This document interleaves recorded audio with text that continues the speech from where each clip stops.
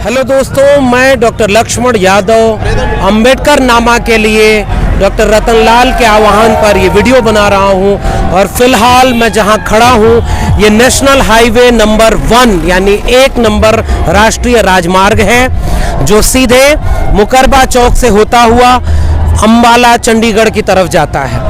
इसी रास्ते पर वो सिंघू बॉर्डर भी है जो अब किसी परिचय का मोहताज नहीं है। किसान आंदोलन का एक पर्याय बन चुका है और सिंघू बॉर्डर से आज गणतंत्र दिवस के दिन किसान गणतंत्र दिवस किसान ट्रैक्टर रैली का आह्वान किसान संगठनों ने किया था।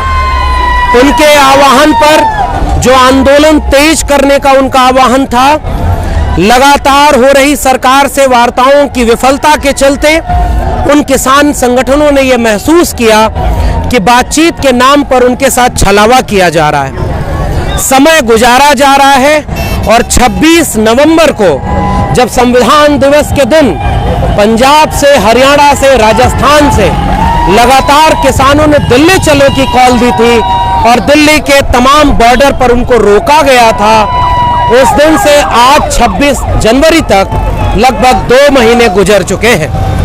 2 महीने में 100 से ज्यादा मौतें हो चुकी हैं। इस आंदोलन में किसानों ने उन्हें शहीद का दर्जा दिया है और इन शहीदों के गुजरने के साथ साथ लगातार यह आंदोलन ताकत से, मजबूती से 200 से ज्यादा संगठनों को एकजुट करके ये लगातार मजबूत होता जा रहा था।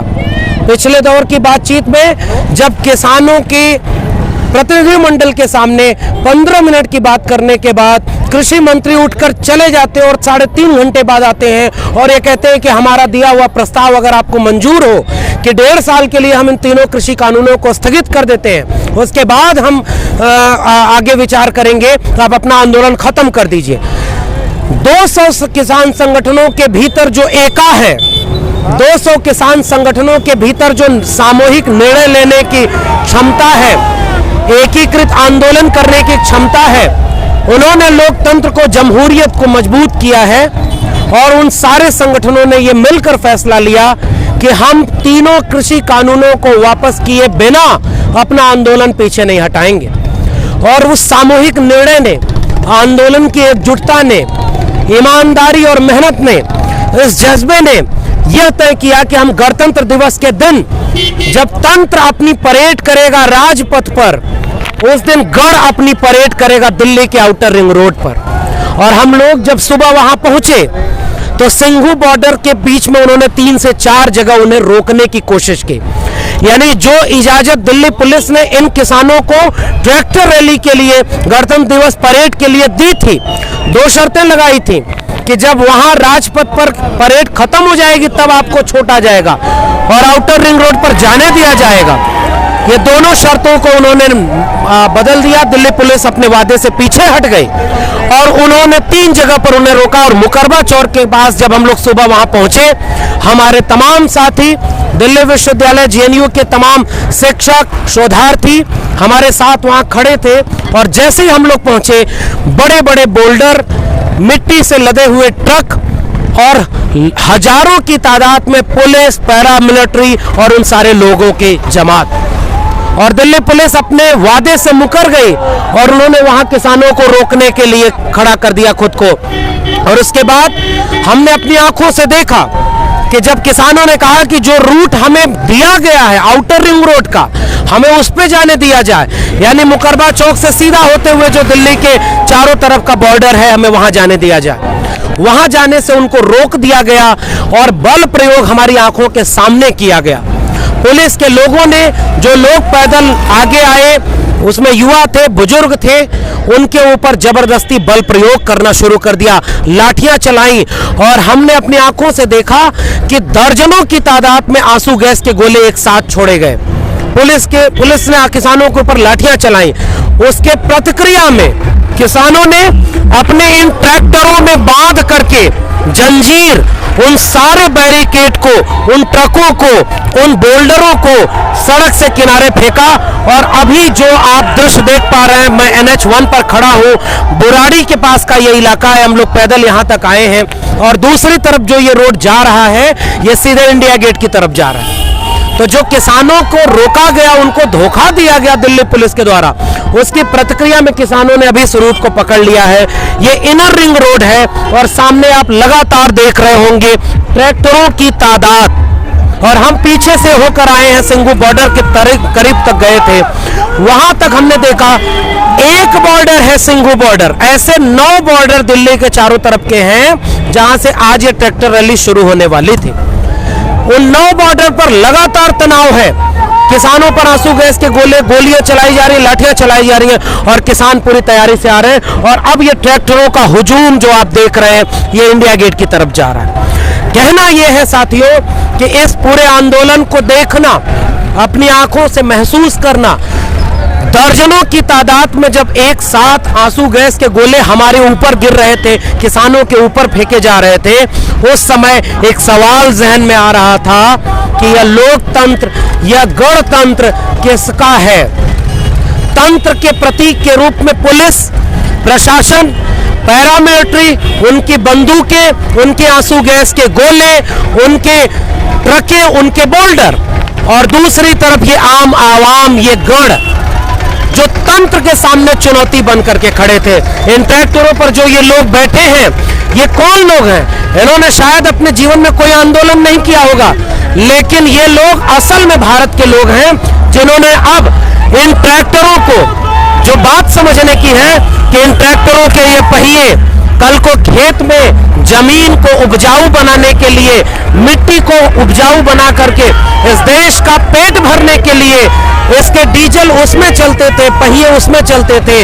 आज वो इन चमचमाते राजमार्गों पर अपना हिसाब मांगने आए हैं, न्याय मांगने आए हैं, सवाल पूछने आए हैं कि इस गणतंत्र में, जश्न जमहूरियत में तंत्र कहां खड़ा है और गण कहां खड़ा है।